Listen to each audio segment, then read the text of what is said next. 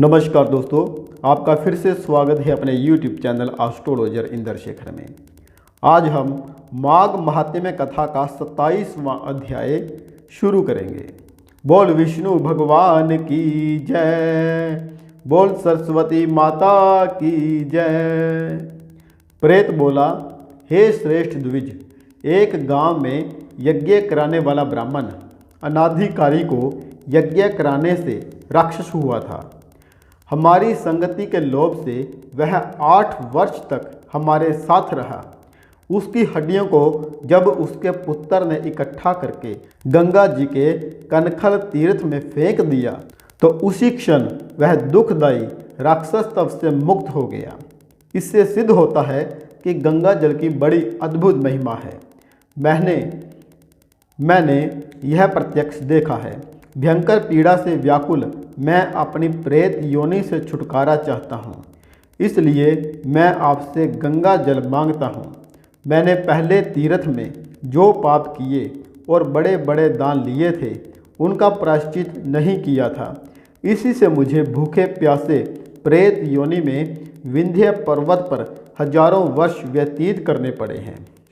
हे धार्मिकों में श्रेष्ठ, इस समय आप गंगा जल का दान देकर मेरे प्राणों को संतुष्ट कीजिए। प्राणियों को प्रेत रूप में भी जीना दुर्लभ है, परंतु मनुष्यों को सर्वदा सब प्रकार से शरीर की रक्षा करनी चाहिए। कुष्ठ इत्यादि पीड़ादायक भयंकर रोगों से ग्रस्त होने पर भी शरीर त्याग करने की इच्छा नहीं करते। देवधूति जी ने कहा, ऐसे वचन सुनकर वह ब्राह्मण पथिक विस्मित हुआ और प्रेत पर कृपा करता हुआ विचारने लगा कि संसार में पाप तथा पुण्य के फल प्रत्यक्ष देखने को मिलते हैं। देव, दानव, मनुष्य तथा कीड़े मकोड़ों का रोगों से पीड़ित होना, बाल तथा युवा जनों का मरण, नेत्रहीनता, कुबड़ापन, ऐश्वर्य, दरिद्रता, पांडित्य तथा मूर्खता सब कर्मों का ही फल होता है। इस कर्म भूमि में जिन्होंने न्यायपूर्वक धन इकट्ठा किया है वे ही धन्य हैं। जो सत पात्र को भूमि, रतन, स्वर्ण, गो, धान्य, घर, हाथी, घोड़े, वस्त्र, गंगाजल, फल, औषधि तथा मंत्र आदि दान करते हैं वे भी धन्य हैं। यह सब दान किए हुए पदार्थ ही यमलोक में भोगने को मिलते हैं, परंतु तिल, गायें, हाथी, घोड़े तथा प्रेतान इनका दान लेना मदपान के समान है।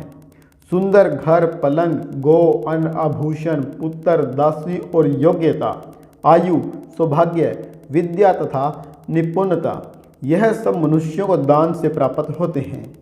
यह सुनकर प्रेत गदगद वाणी से बोला कि हे पथिक, मैं जान गया हूँ कि आप अवश्य ही सर्वज्ञ हैं, अतएव आप जीवन का आधार जल देकर मुझे प्राण दान देने में विलंब मत कीजिए। इसके उत्तर में पथिक ने न्यायपूर्ण वचन कहे।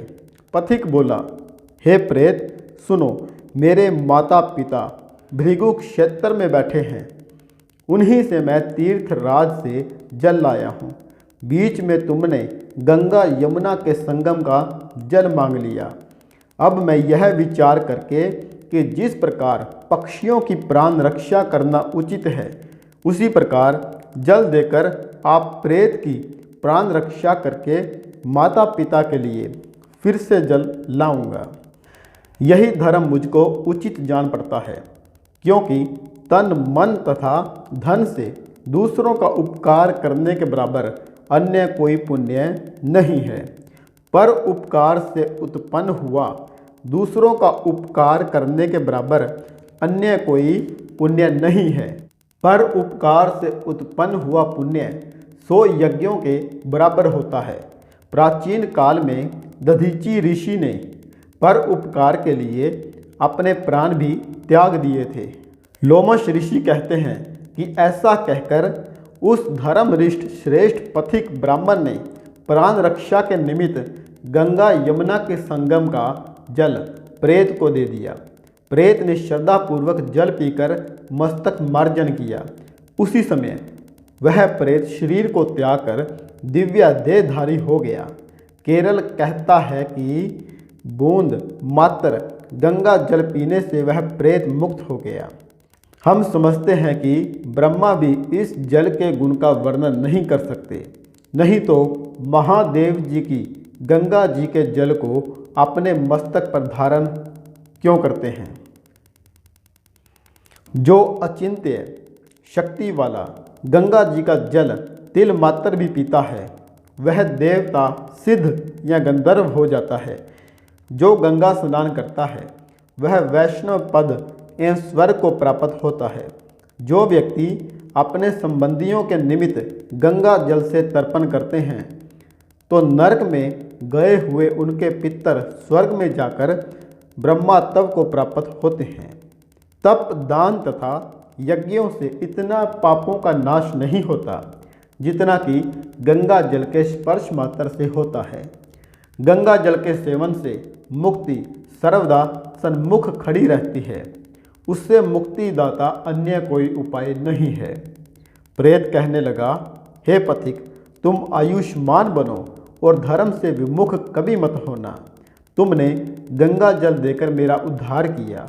लोमश ऋषि बोले, इसके पश्चात पिशाच स्वर्ग में गया और वह पथिक अपने माता पिता के लिए फिर से गंगा जल लाकर उसी मार्ग में चला गया।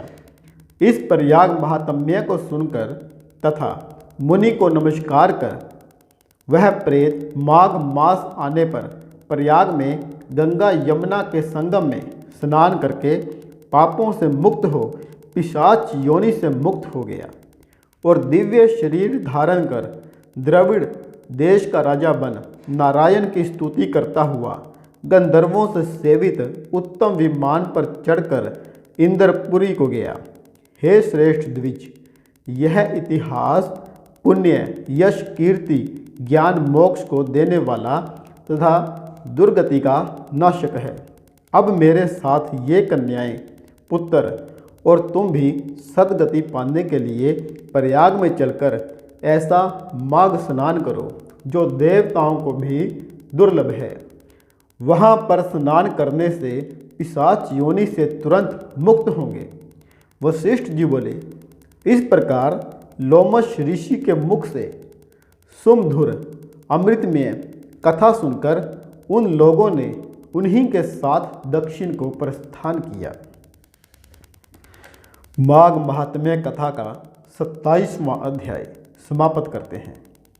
दोस्तों, वीडियो को लास्ट तक देखने के लिए आपका बहुत बहुत धन्यवाद।